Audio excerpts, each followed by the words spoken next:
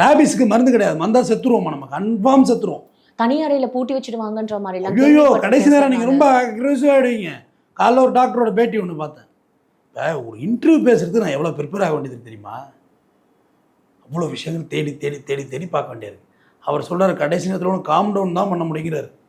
Calm down எப்படி வேணுமோ இருக்கலாம், கருணைக்குள்ளே தான் கடைசியாக வேறு என்ன பண்ண முடியும்? உங்களை கண்ட்ரோலே பண்ண முடியாதுங்கிறார்.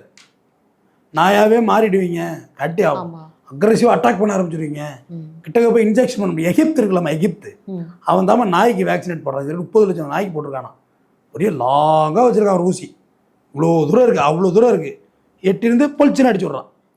நாய் பாபுன்னு ஓடுது, வேக்சினேட் பண்ணுறான் நாயை. ஏன் சார் நம்ம இங்கே வேக்சினேட் பண்ணுறதை மிஸ் பண்ணுறோம்? இங்கே நாயோட பாப்புலேஷன் அதிகமா, அந்த அளவுக்கு நம்ம வந்து பண்ண முடியல சார். இதுக்கு முன்னாடிலாம் வந்து 10-15 வருஷத்துக்கு முன்னாடி நாய் வண்டிகள்லாம் இருந்ததில்ல, நம்ம அதை பற்றி பேசணும் சார். பெய் இருக்குமா, ஏகப்பட்ட நியூசன்ஸு.